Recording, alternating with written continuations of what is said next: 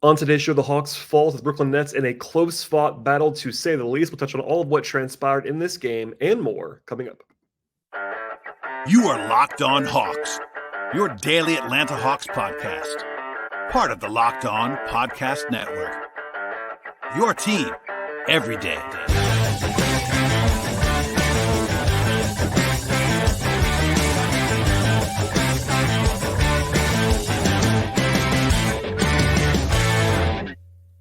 Hello, friends. Welcome to episode 1604 of the Locked On Hawks podcast. I am your host, Brad Rowland, coming to you on a Wednesday evening into Thursday. And today's show is brought to you by the folks at Gametime. Download the Gametime app, create an account, use promo code LOCKEDON for $20 off your first purchase with Gametime. And I should also tell you at the top of the podcast, as I always do on the show, to make it your first listen here each and every day at Locked On Hawks, checking us out and subscribing across podcast platforms like Apple and Spotify on the audio side, as well as YouTube on the video side. And today's show will focus on what became a very, very narrow loss for the Hawks, 114-113 at home to the Brooklyn Nets.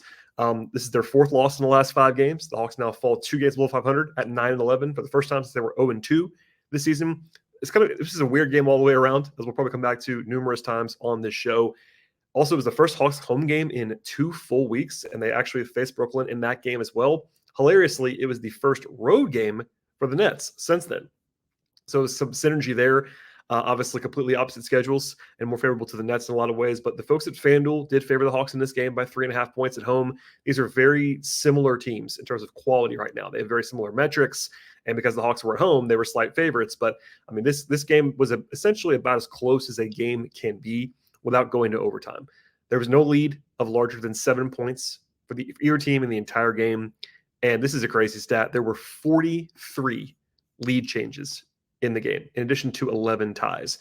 That does not happen. That is a crazy amount of lead changes and back and forth. And fittingly, the game flipped back and forth in the final minutes, final seconds even, with Trae Young and Mikal Bridges trading baskets. And then Trae Young came up empty on what became a controversial no call in the final possession for the Hawks to lose by 1 at home. So if you're a new listener, welcome aboard. And if you're a recurring listener, also welcome back to the podcast. What we'll do now is sort of go big picture on what we saw in this game, and then we'll sort of drill down as the podcast goes along, and then we'll end with some player-by-player breakdowns of the guys who appeared in this game. And weirdly, this is kind of a slog of an offensive game, which was honestly pretty shocking given the way these two teams have played both this season and also how they played in the first matchup a couple weeks ago where the score was in the 140s, 150s. And honestly, I'll just say this. The Hawks had one of their worst offensive games of the season so far in this game and still almost won. It was not the worst, but probably solidly in the bottom 5 of the 20 games when it comes to the Hawks offense in this contest, especially with their final numbers. And Brooklyn played decent defensively, I will say. But Atlanta ended up with about a 109 offensive rating in this spot. And it was lower than that until the fourth quarter. So the Hawks were right there in terms of being in this game, but it was not pretty in terms of the offense. They were in the 29th percentile in terms of their shooting efficiency in this game. They were 45% from the field and 12 of 35 from 3 in this contest, and that was with 5 of 10 from 3 in the fourth quarter. So they were actually 7 of 25 heading into the fourth. They were 1 of 7 on corner threes in the game, which is a brutal number, both in low attempts, but also especially in missing all of them. Not enough rim attempts, not enough frequency and accuracy at the rim. Offensively, the best part they had in this game, other than just individual performances, was getting out in transition, where they did a good job. They had 18 fast break points, and they were generally effective when they were able to run. But in the half court, they were brutal. They had an 88 offensive rating in the half court, and that means they're scoring less than 0.9 points per possession. That is not going to get it done for an offense-first team that the Hawks are. We'll talk about all the individual stuff later on. Guys played well. Certain guys played well. I thought Sadiq Bey gave them a lot offensively. Trae had a pretty solid Trae game. Bogey had a nice stretch off the bench at one point, but they were not particularly, let's just say fantastic on offense. In this one, it was pretty middling, and that ended up costing them down the stretch. Defensively, they were actually good in this game, honestly, by their standards. And look, no one is saying, including me, that the Hawks are good defensively. They're not. They've been brutal this season on defense. That's not a secret. And there's a little bit of a curve with me saying they were good on defense in this game. But look, they were pretty effective defensively by anyone's standards until the final 8 minutes or so. But ended up with a 112 defensive rating. That is good enough for the Hawks to win most of the time. They usually score well above that against anyone. And on tonight's game, they just didn't do that. Mikal Bridges was the hero for Brooklyn in this game. He ends with 32 points on 19 shots. He actually was 5-6 in the fourth quarter, made some huge ones. There was one breakdown that we'll come back to later on where the Hawks gave up a pretty easy layup late in the game. But other than that, it was some tough shot making. Bridges and Dinwiddie, they made some tough shots, and the Hawks were at least attentive enough. And for the full game, they held Brooklyn to below average shooting.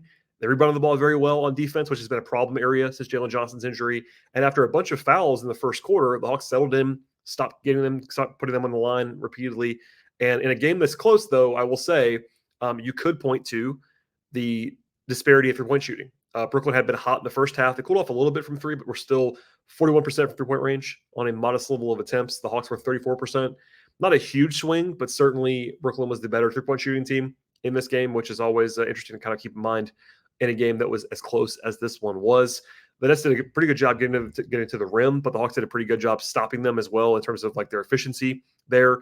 I thought Snyder talked about this before the game and also after the game a little bit. The Hawks were better in getting back defensively. That's been a struggle of theirs all year long, but especially in the last couple of games. And I thought they were pretty attentive getting back in transition in this game, which actually led to some pretty good results, containing the ball, etc. And I thought, in general, the Hawks were pretty good at containing the ball, even in the half court in this game. Now, in the fourth quarter, that was a little bit worse. They allowed the Nets to kind of get to their spots, especially Dinwiddie and Bridges, number one on that list.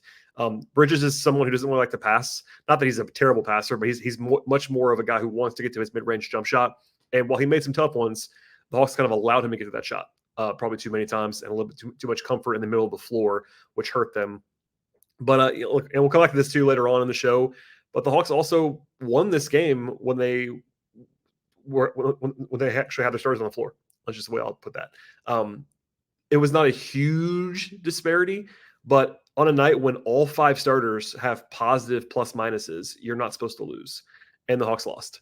And the bench didn't get absolutely annihilated or anything, but that's kind of where they lost this game on the margins. Brooklyn's bench, every single guy, Brooklyn's bench was at least +5 in this game. All of the Hawks bench guys, other than Wes Matthews, were at least -6. And that's a little bit, it's anecdotal, but anytime, Trae sat or, especially when Bey and Hunter sat at times, it was advantage Nets in this game. So look, I know people kind of always assume I'm going to say it wasn't a bad loss. And look, I'm going to go the other way. I've said this a number of times this year so far. The Hawks don't really have a bunch of bad losses this season. And that is something that I think is worthy of talking about. But I'll go the other way. The Hawks don't really have a lot of great wins either. And, they've played down their competition. I know that in recent days, this is not always a perfect indicator, but the Hawks have been really, really bad against the spread in the last 10, 12 games. And again, I'm not saying it's not a betting podcast, generally speaking. We talk about FanDuel as far as context is concerned. But it's usually not a good sign when you're not covering spreads. And that means you're underachieving according to what the market believes that you're going to do. And look, if you go through the wins the Hawks have had in the last several weeks, they haven't beaten a good team other than that. Actually, they beat the Nets at home in that wild game that we talked about. It was exactly 2 weeks ago. That's their best win in the last 3 or 4 weeks, was that very narrow overtime home win against the Nets. Other than that, the Hawks beat the Spurs on the road. Yeah, it was on the road, but still, it's the Spurs. They beat the Wizards on the road, and then they beat the Pistons on the road in a game I was at. And then the last one before that, other than the Nets win, was in Mexico City against the Magic. So, yes, they've won the games that they were really, really supposed to win, and you want to avoid bad losses for sure. But the Hawks have also lost some games that they probably needed to win. Like tonight's a good example. Like in a vacuum, is that a terrible loss? No, of course it's not. They're a 3.5-point favorite at home against a team that's comparable to them. But they were right there, and they could have won this game, and they didn't. And that's very similar to what happened against the Knicks earlier this year. It's what happened against the Pacers in that wild, 300-point game where the Hawks were right there the whole night and then just lost at the end. It's happened too many times to this team so far this year. And yes, their metrics are better than their record, et cetera.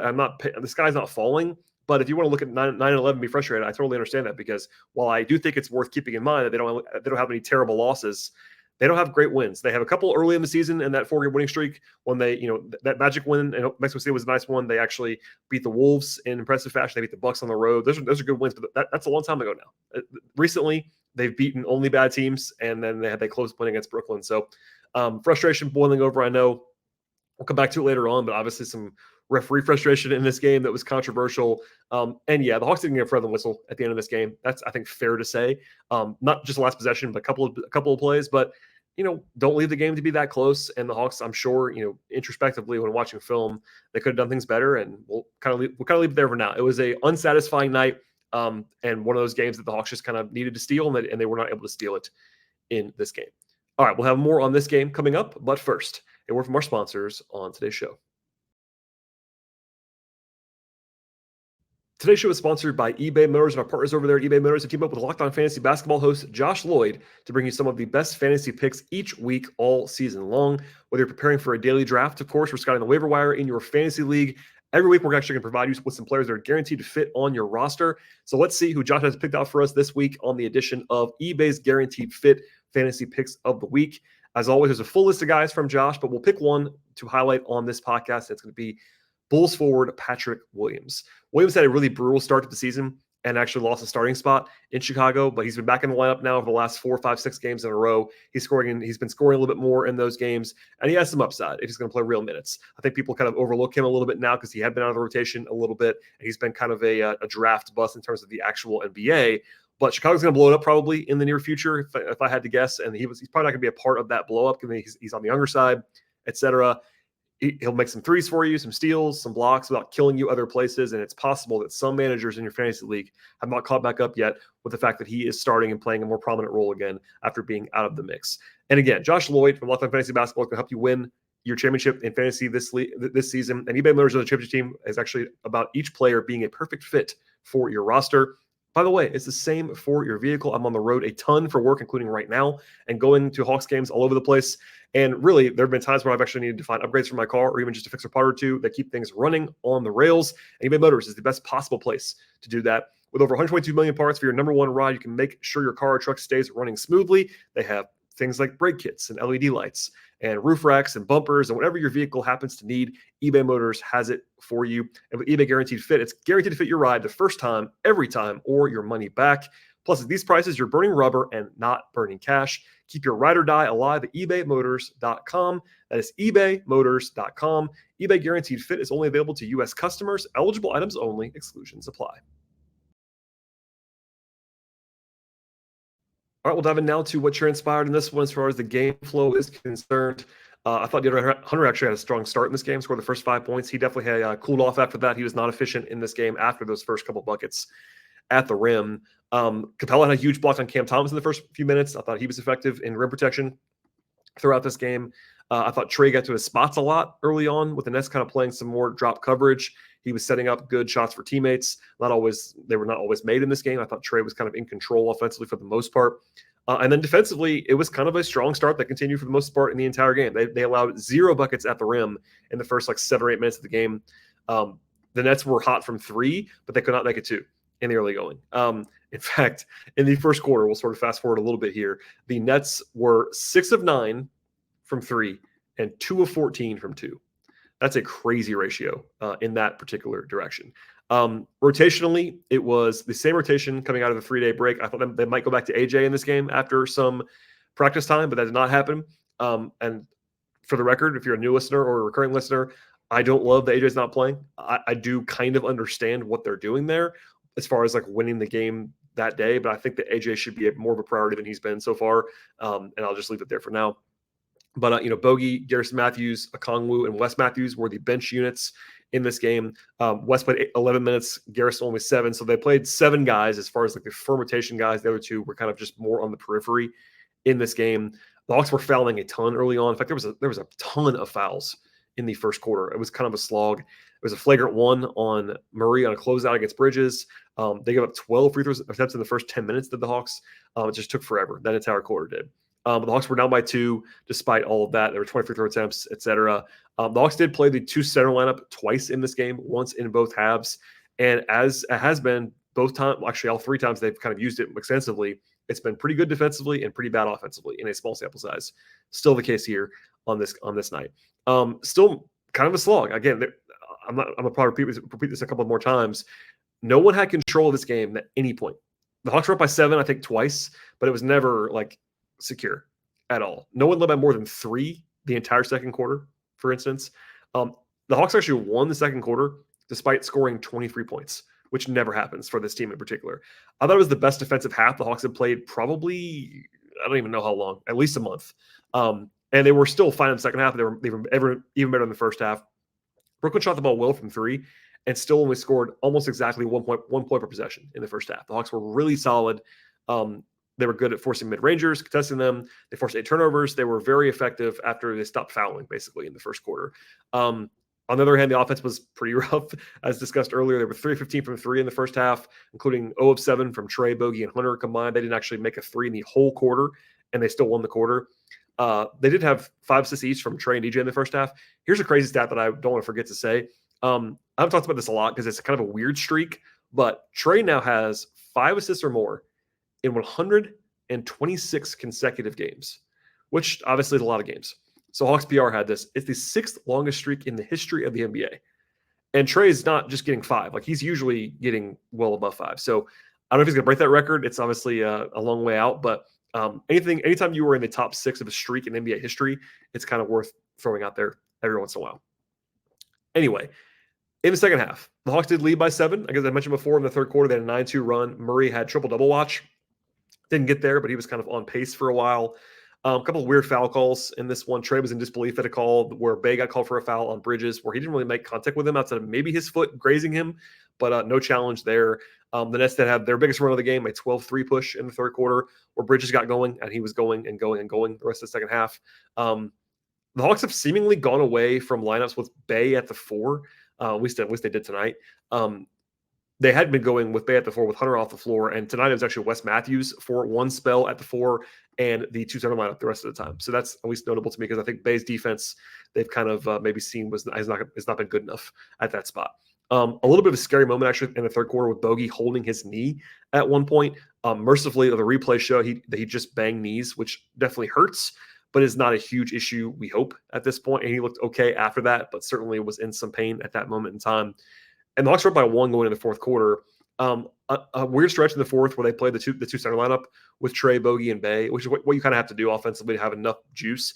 But there were back-to-back turnovers involving Okongwu where Trae threw the ball on a line to a pass that like normally a shooter would be in the corner, and that's where Okongwu was, but he started to cut in a way that he wasn't necessarily comfortable doing.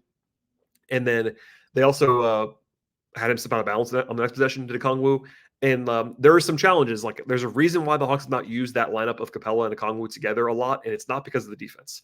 In fact, defensively, that is their best. I mean, especially without Jalen, that's their best possible 4-5 pairing. But offensively, it gives them issues. Like, I know Okongwu has been kind of a stretcher of a shooter at this point in time, but he's not making jumpers. But beyond that, he's just not used to that role. He's not played any of that role in the NBA, and that was kind of evident early in the fourth quarter in that stretch. In fact, I only played that lineup for 2 minutes because it was kind of just like they couldn't score. And yeah, they finally made some threes in the middle of the fourth quarter. Bay and Bogey made a couple in a row, and they closed with the starters. Like, I could go through the entire play-by-play, and I won't do that now. But with about 3 minutes to go, Capella had a huge block on Bridges and got the rebound to start a fast break that led to Trae hitting a 3 for the lead. And it was still just back and forth, back and forth, back and forth.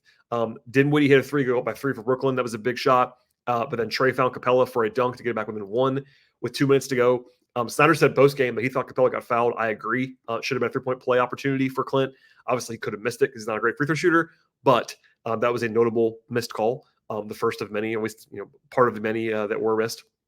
But then Bridges scored, and then Trae missed one. In fact, the Hawks were teetering a little bit. They were down 3, and the Nets had the ball with about 90 seconds to go, and they had to get a stop there. If they didn't, they were going to be in deep trouble. They finally got one. Then Trae got down and missed. Actually made a floater. Trae had a nice strip on Dinwiddie. Actually, after that, there was a weird play where Bay followed up a Murray miss and kind of pseudo dunked it, but he was grabbing the rim, was fouled. They called basket interference, but they ended up leaving the foul. So he got 2 free throws, made them both to take the lead with 35 seconds to go.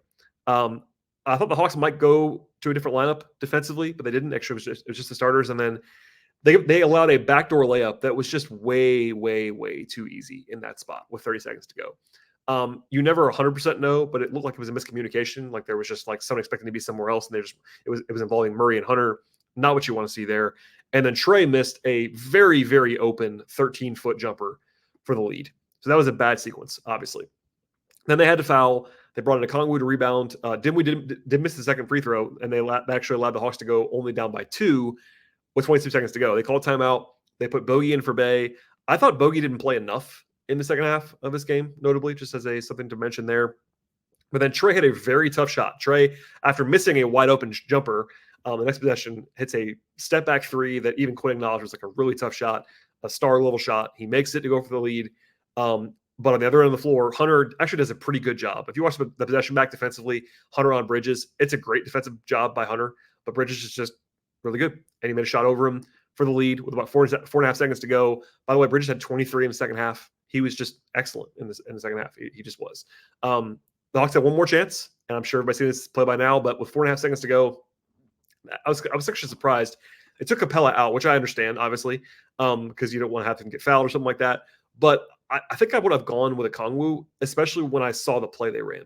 So they ran a play to kind of get a handoff to Trae, but there was no real like resistance on the screen, etc. If that was Okongwu, maybe he's more comfortable there. But regardless, the big controversy is that Trae thought he got fouled, very obviously, and there was some contact. I don't think it was egregious, like ridiculously bad no call, but it was certainly could have been a foul, and I think it probably was a foul, especially in Atlanta, for one thing. And also, Trae almost made a crazy like heave shot after he got what he thought was fouled, but he misses it. And as soon as the buzzer ends, for the Hawks to lose the game, both Quinn and Trae were visibly incensed. Now, part of that's, I'm sure, just emotion of losing a game that they wanted to win. But Trae was finger in the face of the official, like they were not happy. Post game, Quinn did a decent job kind of avoiding the meltdown. I thought he might come in and take a fine, honestly. I thought that might happen. It didn't in this game. He did mention that he thought Trae was fouled. Trae obviously thought he was fouled as well.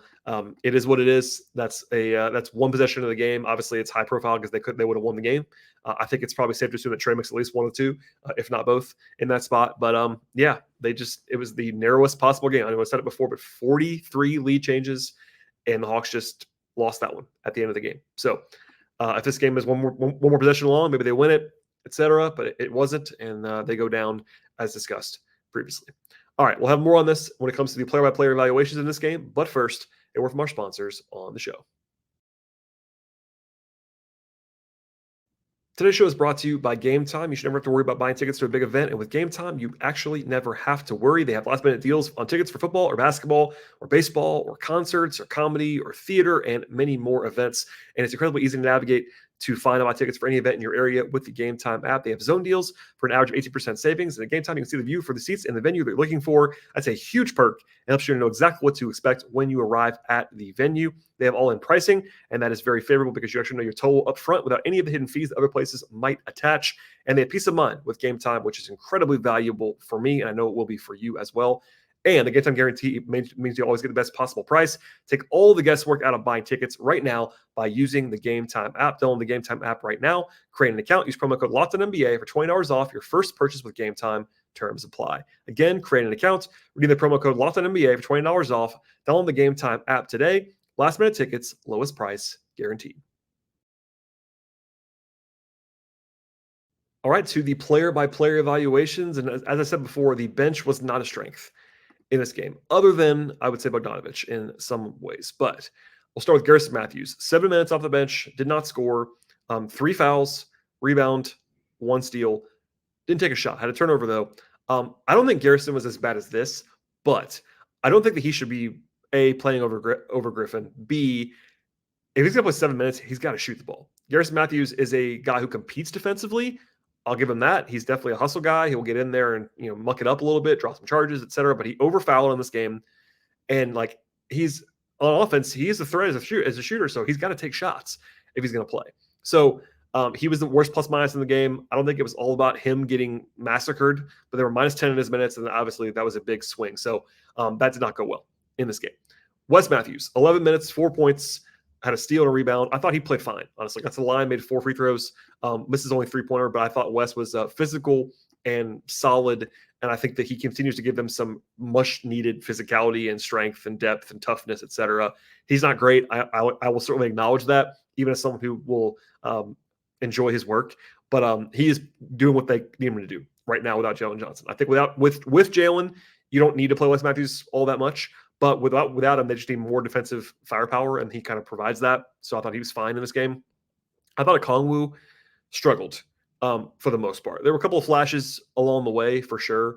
Did have 9 rebounds, going with 2 assists and a steal, but had 2 points on 5 shots, 1 steal, 4 fouls in 24 minutes. Inefficient, kind of weird.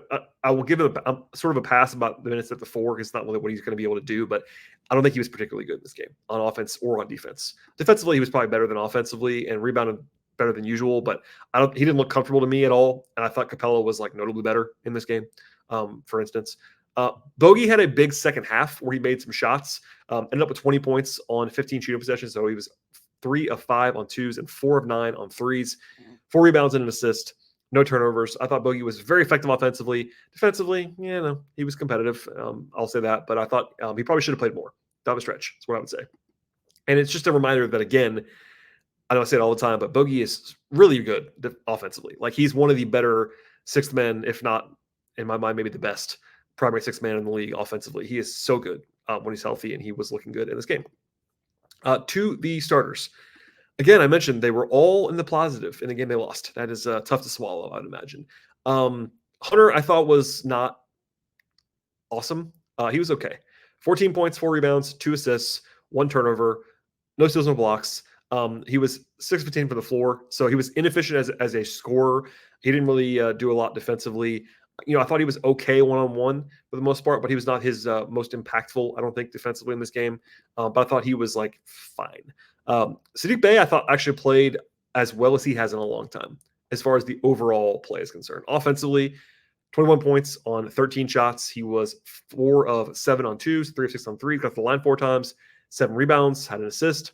+9, a game best there. And then defensively, like, I don't think he was good, but he was better than he's been. I thought he was more attentive, more physical, and that was one of the reasons why the Hawks were better in this game, because Saddiq's been, if not the most glaring weak spot for the last couple of weeks, high on the list. And I thought it coincided with him being better, helped the team be better defensively. I thought Saddiq was good in this game, which is like capital G good, and that's good to see. Capella, I thought was pretty good. He actually fouled a lot in this game, way more than usual, but 9 points, 12 rebounds, 2 blocks for Clint in 29 minutes, 4-6 on the floor, +3. I thought he was just his normal self. He was good. He was good defensively, good anchoring around the rim. The Hawks were better when he played than when he didn't. And just not a whole else to add. I think a couple of like highlight plays defensively, and he was part of their improvement there. Trae and DeJounte, interesting games there. DeJounte got a lot of attention positively for his triple-double bid in this game. I thought he didn't play that well, honestly. He was better early than he was late, like a lot of guys maybe were, but 13 points on 16 shots, not great. No free throw attempts in this one. That's not great either. Did have 10 rebounds and 9 assists. Obviously, you can't fake 9 assists, so that's helpful. But I don't think that he played as well as the triple-double pursuit would indicate. Defensively, I thought he was probably better than he usually is, to be honest. But offensively, I thought he kind of bogged them down at different times in this game. And I thought he was probably responsible for some of the bench unease when he was kind of leaving those units without Trae in this one. So I thought he was okay. He was not great, despite the fact that he nearly had a triple-double. And then Trae had an interesting game. So 30 points, 9 assists for Trae. Had 2 blocks credited to him. I think one of those probably should have been a steal. But still, he was active defensively. He was 8-15 on 2s. He was 3 of 9 from 3 is not great, but it's not terrible. Obviously had the one bad miss from mid-range, and then obviously the game winner that was a possible shot in the air, but he made the big 3 to keep them alive late with the step back. I thought Trae was in control offensively for the most part in this game, but I don't think he had his best offensive game either. I thought it was like a B- Trae game, which is kind of funny for a guy who had 30 points and 9 assists, but I thought he was just okay by his standards, despite the fact that he was kind of in control. He just didn't have his efficiency going in this one. And defensively, he was competitive for sure. I thought he was better than usual there. So yeah, I mean, nobody was awful in this game, other than maybe Matthews, and like I think Okongwu was not very good by his standards.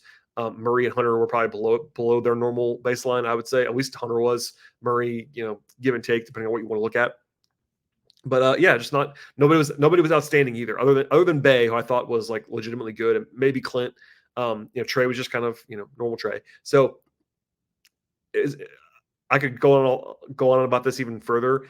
This is a game that if the Hawks had not been losing for a while would be less frustrating if you could kind of just take the game out and put it into a vacuum. But you can't do that, and they all know it, and nobody's having fun right now after a 3-day break. And as we look ahead now, briefly before we get out of here, they have a tough spot on Friday. So the NBA attention will be on Las Vegas for the semifinal of the in-season tournament on Thursday, and then the league continues its play beyond that on Friday, where the Hawks have their rescheduled game against Philadelphia on the road, which is one of the 5 toughest matchups in the league, probably, given the fact that it's in Philadelphia, assuming that Philly is healthy and playing everybody.